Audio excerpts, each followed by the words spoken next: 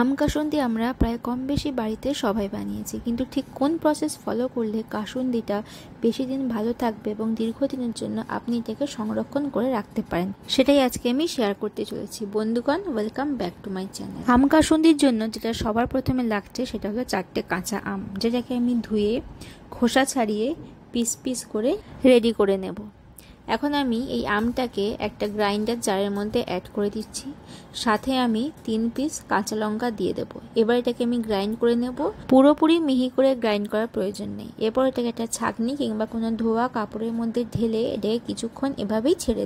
এখন একটা শিলের মধ্যে অ্যাড করছি 2 টিস্পুন হলুদ সর্ষে আর 2 টিস্পুন কালো সর্ষে। চেষ্টা করবেন আপনি এই সর্ষেটাকে শিলের মধ্যেই বেটে নেওয়ার। সাথে দিচ্ছি স্বাদ মতো লবণ আর রঙের জন্য 1/3 হলুদ গুঁড়ো। এখন এই স্টেপটা হলো সবচেয়ে ইম্পর্টেন্ট। আমি এখানে সর্ষে বাটার জন্য জলের পরিবর্তে ভিনিগার অ্যাড করেছি। একসঙ্গে সবটা না দিয়ে অল্প অল্প করে অ্যাড করে বেটে নিয়েছি।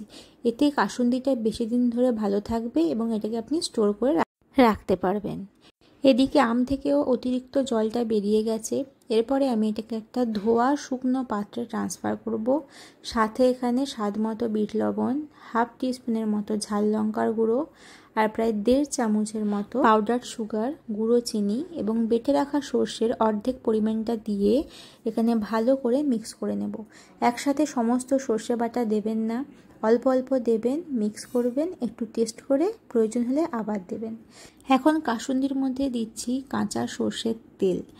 প্রায় আমি এখানে 5 টিস্পুন সর্ষের তেল অ্যাড করেছি। এটা অ্যাড করে ভালো করে মিক্স করে নিতে হবে এবং তারপরে বেশ অনেকটা সর্ষের তেল এখানে দিতে হবে। আর তারপরে রেডি হয়ে যাবে আপনার একদম ফ্রেশ টাটকা আম কাসুন্দি। আপনি চাইলে এটাকে টাটকাও খেতে পারেন কিংবা চাইলে 2 থেকে 3 দিন এটাকে আপনি ধোয়া শুকনো কোনো পাত্রের মধ্যে রেখে এটাকে আপনি রোদ দিতে পারেন। ব্যাস, এতেই আপনি ইজিলি বাড়িতে একদম ঝটপট আম কাসুন্দি রেডি করে ফেলতে পারবেন। আশা করছি আজকে ভিডিওটা ভালো লেগেছে। ভালো লেগে থাকলে আমার চ্যানেলটা লাইক করে দিন, শেয়ার করে দিন আর চ্যানেলটাকে প্লিজ সাবস্ক্রাইব করে দেবেন।